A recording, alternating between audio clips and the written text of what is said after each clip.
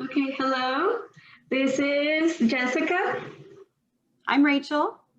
And I'm Emily. and we're presenting chapters 3 and 4, Content Area Reading, Literacy and Learning Across the Curriculum by Richard Baca, Joan Baca, and Marianne Marantz.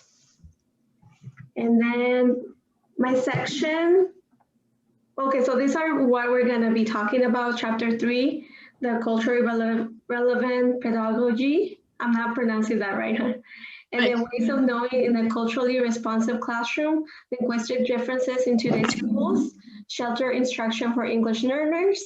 And then chapter 4, we'll be talking about approaches to assessment, portfolio assessment in a digital age, and assessing text complexity. So chapter 3, culturally responsive teaching in diverse classrooms. So how do we do this? This is in culturally relevant pedagogy. So we have teaching for cultural understanding. There's different approaches that we can do as educators.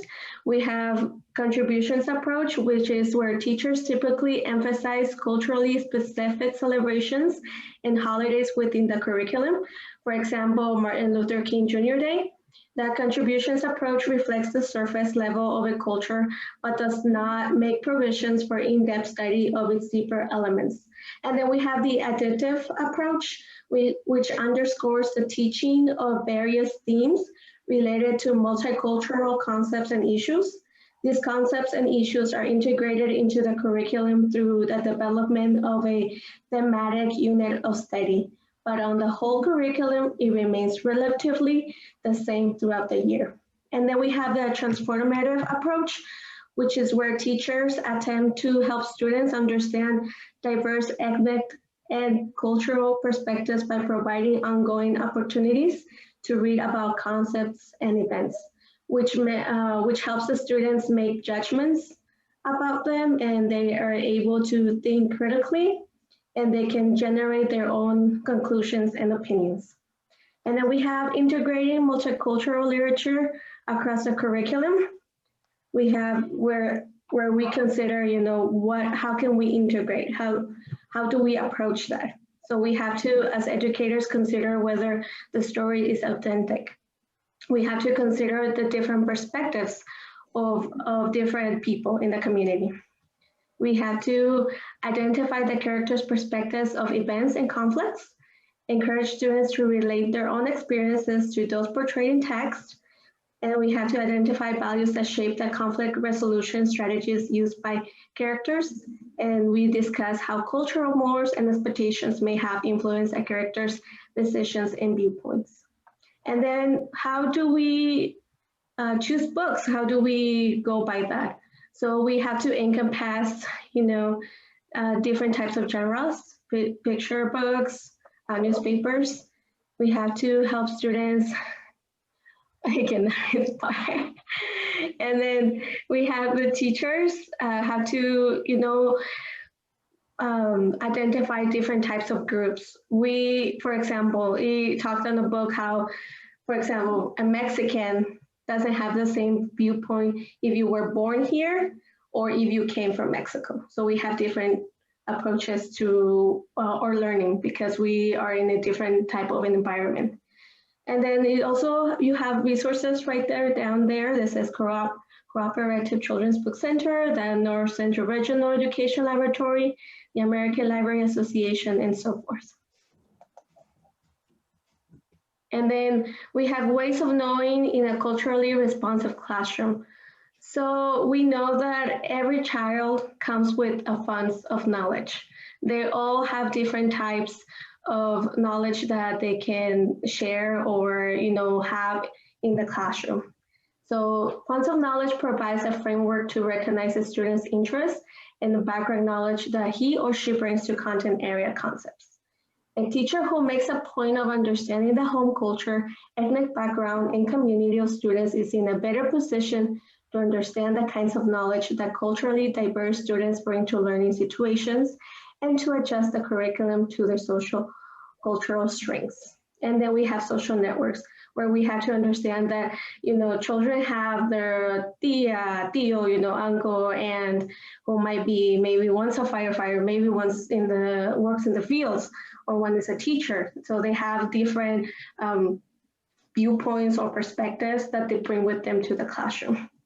And then how do we draw on students' funds of knowledge across content areas? We can send out electronic or paper surveys to families, just so you can get that more insight of what their background is, or what they are. And then we can have guest speakers from the community, all their family members, or they can present something about their culture, or even we can make a plan to have a field trip to maybe a company or a business, or something that that's a different culture. Or you can even show students or have like a lesson plan where they can conduct interviews around the community and so forth. You can also make the experiences more meaningful by following the before, during, after model. For example, when you go to a field trip, you can do this. And it describes more on chapter 5. So, and then we have let me see what the characteristics of culturally responsive instruction, which is high expectations. We have high expectations, which is supporting students as they develop the literacy appropriate to their ages and abilities. And then we have positive relationships with families and community, which is demonstrating clear connections with student families and communities in terms of curriculum, content, and relationships.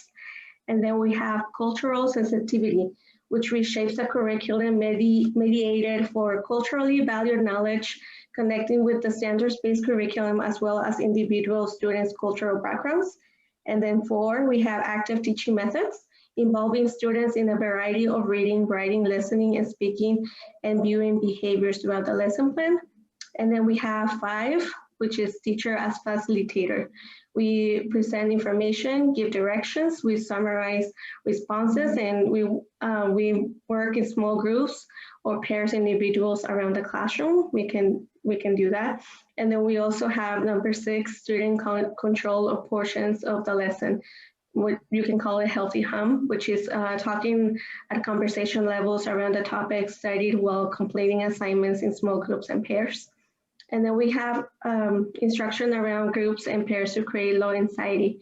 Completing assignments individually, but usually in small groups or pairs, with time to share ideas and think critically about the work. So basically, we're trying to create classrooms with learning environments that is accepting to all languages and cultures.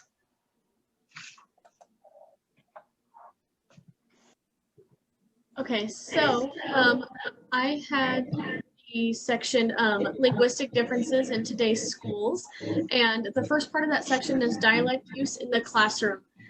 Language differences should not be seen as language deficits. That was said because sometimes people think that children have a hard time speaking or have a speech issue, when in reality they are just trying to mix 2 languages and it's coming out wrong or jumbled up. And then national reports have found that African American and Latino students have low literacy levels, and to help that, teachers should demonstrate code switching, where that is, say for example, some students walk into your classroom and you say hi, and then you say hola, and then maybe their peers say what's up.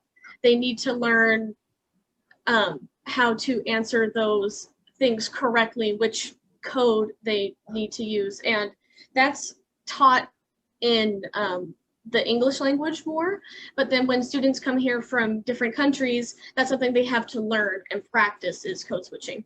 And then students acquire rules and codes from the culture of power, but for minority families that are outside of the mainstream backgrounds, they do not gain the same rules or codes. Like what I just said, if they come from a different country or a different place, they don't have the same backgrounds as we do, and it's not kind of ingrained in their system to speak and to use the same words that we do. They have to pick that up through school, through teachers, through programs, and different things like that. And then the English language learning, So when children are ready to go to school, we do this in preschool also, but they do it when they register for kindergarten. They do a home language survey. And then I actually found this kind of surprising that bilingual programs are not common in the US. There's different types of bilingual programs, and the one that is most known here is transitional, where it's bilingual, but we're teaching students English and English only. And we're trying to transition them to only learning or only speaking more English than they do their home language. And then DBE, which was, I'm going to find it really quick. Well, wherever it went. DBE, here it is. Developmental bilingual education. So basically having students keep both of their languages, speak English and their home language. And then they have the dual language, which same thing, trying to keep their home language. That's what we do also in a preschool classroom, but they do that in schools sometimes. It also depends on the funding. Sometimes funding isn't there for having all these different bilingual programs, and that's why they're not very common in the US. And then bilingual immersion. And then ESL teachers do not need to speak all languages of their students. The point of an ESL teacher is not to speak all the languages, but to teach a certain language and to teach language in general. Teach it how it's supposed to be taught and how communication works in whatever cultural setting that you're in at the time. And then ELL must also acquire the English language academically and socially. And then social English takes 2 to 3 years, like talking with your friends. They pick that up a little quicker than having to do that academically, which takes 4 to 5 years, because there's a lot of different ways that the academic side of English works. Whereas with your friends, you can kind of talk more however you want. It doesn't have to, it can be more like slang English. Then academically, it has to be, it has to sound correct, it has to be spoken correct for reading and writing and reading books for literacy purposes.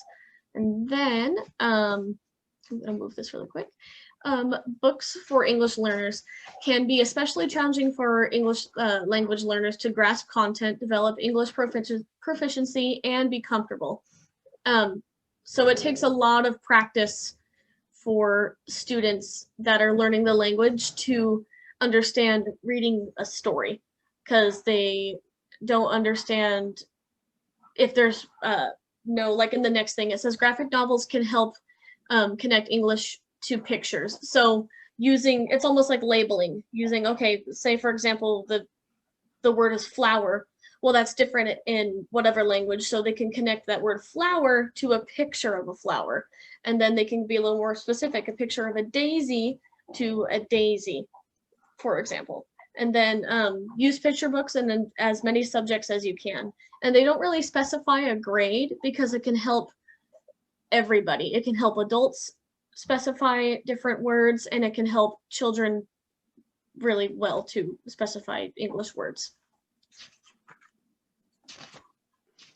All right, so to finish off chapter 3, we have the topic of sheltered instruction for English learners. So what is it? Well, this is teachers using a variety of instructional aids, such as hands-on activities, pictures, media, artistic representation of meaning, or modeling, etc., to let students with limited reading, writing, listening, and speaking skills see challenging or abstract content visually. It helps students learn content, academic language, classroom behaviors, rules, expectations, and learn English. There's 2 types. There's classrooms with native and non-native speakers at intermediate proficiency. And then there's the ESL classrooms made up of non-native speakers with similar levels of proficiency. So the SIOP model, which stands for Sheltered Instruction Observation Protocol, it serves as a blueprint for creating lessons that integrate the content learning with additional language support. So this makes teachers aware of practices and behaviors that will make a difference in the development of students' language. And it provides an observational framework for rating teachers in sheltered classrooms. So if you reference the textbook on page 74, figure 3.1, you'll see what that protocol looks like for teachers to rate their sheltered classrooms. What can we do in our classrooms as teachers? Let me scooch this over. We need to provide comprehensible input. So we should simplify language, speak clearly and slowly, repeat ourselves, define new words, paraphrase, limit the use of idioms, and use gestures and facial expression, and often check for understanding. And we can support by allowing home language use. Some vocabulary strategies include developing only a few keywords in depth instead of trying to do many words and they only develop understanding superficially. Teach cognates, which are related words in both languages that will help them. And teach how to approximate words using word structure with an interactive word wall. When it comes to intensive and extensive reading, that's teaching how to read for main ideas and reading for understanding versus using skimming, using that skimming and scanning strategy versus reading for details. Teach by using repeated reading strategy. That's reading a text 3 times. Read the first time for the linguistics, the second time for ideas, and the third time for the organization of the text.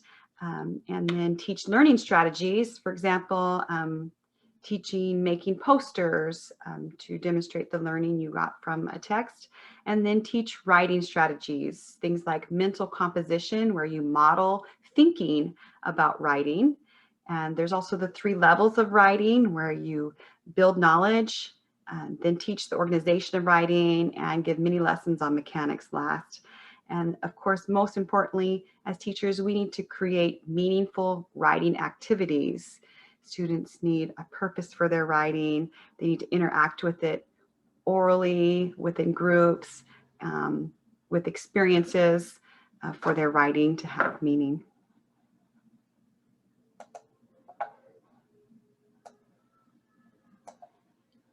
We're ready for chapter 4, assessing students in text.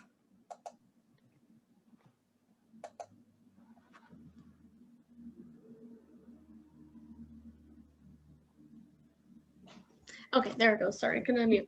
Okay, so I had approaches to assessment, and the first part is the legislation, standards, and accountability. So there are 2 types of assessment in schools, and one is authentic. That's more for the teachers to use with the children. That's like having the children do interviews or interviewing the kids, having them create their own exams, having them completing observations with your students, and then kind of adding everything up and putting it together. And that's to see how their work is matching what they're actually learning, and to see how much progress they are making throughout the year. Because you can do this with pretty much any little assignment that you wanted to, and see where your students are kind of at all times. And that really helps with the observations as well. And then the high stakes testing are the standardized tests that the state has children complete. And those start more in 3rd grade to 8th grade, and then obviously high school. And then it's delegated to state policymakers and to local school districts to implement those tests. And then standardized tests in reading, math, and science, like 3rd through 8th grade, and then in high school as well. Those are the main areas where standardized testing is happening. And then to receive funding for education, the No Child Left Behind Act requires states to develop a standard accountability program to see if schools showed adequate progress yearly. So students have to be passing these tests, these mandated tests, to receive more funding. And then high stakes testing, issues and concerns. Not just students are tested now, but also teachers are tested yearly as well by like for example, like a principal comes in and observes you teaching to make sure you're doing what you're supposed to be doing and seeing if the kids are actually picking anything up and that you're doing your job by implementing the curriculum correctly and in a timely manner. Mandatory testing has increased, which some people are okay with it and some people are not. It can have it can be negative for some children and it can be fine for others. Subjects like social studies, gym, and music, and more like arts and things like that get defunded due to having no time to teach them thoroughly. So since we as teachers unfortunately have to push to teach all these things that are going to be on the mandated tests, and if schools don't do well, all these extra kind of curricular activities get defunded because kids need to pass the test. Kids need to pass the test. And that's unfortunately unfair to children most of the time because those are activities that let them get out their creative side and have more time to really figure out what they like to do. And then research has shown no link between testing and better understanding. And that's because those other subjects are taken out, and as a teacher you're just trying to sometimes hopefully they can learn the content so you can get the funding for the school and they can pass their tests and everything's going to be okay. And then students are being labeled based off of test scores, which a lot of people find unfair because test scores, some students are just not great test takers, or the information really wasn't understood because it's been pushed so quickly and maybe not so thoroughly sometimes. So just to get it done in time, just to follow the right order, follow the curriculum, follow all that. And then standardized testing, what teachers need to know. It's always formal, used to show where students rank in relation to other students. The norms, what's normal, the norms score represent average scores of a sampling of students selected for testing according to factors such as age, race, and sex, socioeconomic status, and then the raw score is a number of items students answer correctly on a test. And then percentile scores describe a relative understanding of a student in a certain grade.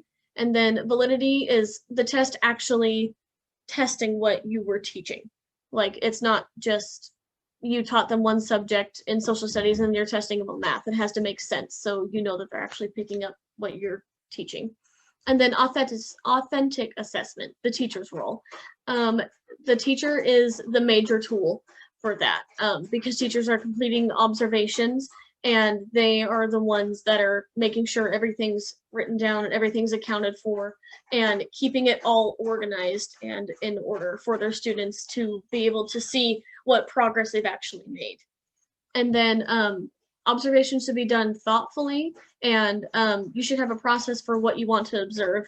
So for example, if you're doing a math lesson, okay, and you want to make sure that they are understanding it, you need to probably walk around to every student or at least every group, depending on what you're doing, and make sure you're really watching and writing down, taking notes. Okay, are they understanding what I am having them do?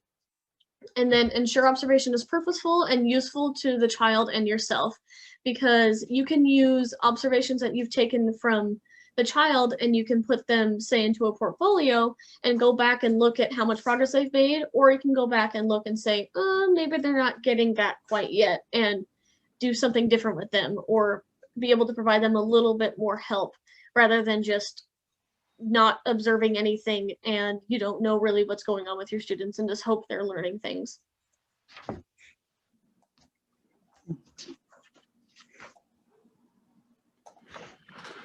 So portfolios are a way to compile assessments, and this chapter talks about portfolios in the digital age. Portfolios electronically are similar to other portfolios in that you use them to organize the rubric evaluations, self and peer responses, observations, and parent and teacher feedback. and it creates this comprehensive profile of progress. But specifically, electronic profiles, they are considered holistic and self-motivating. They're more efficient, streamlined, and accessible. And like all assessments, teachers use the information to adapt their instruction. In the electronic portfolio, students can add and revise their own portfolio as a daily routine. And this electronic portfolio, it allows the connecting of students as they respond and review each other's using technology skills. To get started with an electronic portfolio, you need to identify a proper e-portfolio, set it up with the student websites to house it, and then implement it. To get started with the students, you want to explain to the students the concept, the importance, their role, and provide examples, and encourage them to use peer support. Within that portfolio, you're going to use things like checklists, interviews, rubrics, and self-assessments. As we know, we've been studying a lot about assessment, so we all already know checklists are informal assessment techniques with predetermined categories or questions for observation. Interviews can be formally structured or semi-structured with pre-planned questions, or it can be informal like a conversation, or retrospective involving reconstructing the past in a formal or informal way. Rubrics and self-assessments, those provide detailed, consistent guidelines about expectations for assignment and can be used for teacher, peer, or self-assessment.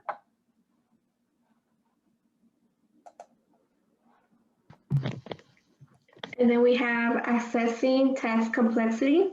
So we have content area reading inventories, or CARI. CARI is informal and is an alternative to the standardized reading test. Success on the CARI test is measured by the performance on the task itself. So first, how do you do this? You explain to your students the purpose of the test. Secondly, you briefly introduce the selected portion of the text to be read and then give students an idea or direction to guide silent reading. Then you want to find out how your students uses the textbook. Do you see them, you make observations? Do you see them just skim through the text? Do you see them making notes on the side, or do you see them underlining some of the text, or do you see them highlighting? And then finally, you discuss results individually or collectively to the whole class. And then on the textbook, it talks about reading rates. So you have students note the time it takes to read the selection. As students complete the reading, they look up at the board to check the stopwatch. Later, students or the teacher can figure out the students' rates of reading in words per minute, and then you determine the percentage of correct or reasonable answers on the comprehension test. So the reading rates is just to get an estimate of students' rates of comprehension. So you follow these steps that are right here. Okay, let me move this. And then we have readability. So Edward Fry developed the Fry graph, which uses two variables, sentence length and word length. This is just to kind of see the difficulty of the text. And then Lexile levels are most commonly used to measure text complexity. Lexile levels assist teachers in selecting reading materials that are at an appropriate level of difficulty for their students. So this is two methods that you can use to see on what level can you, reading level, can you show each child, do they have the appropriate book to read? That's what it mostly is about. And that's it, that's chapter 4.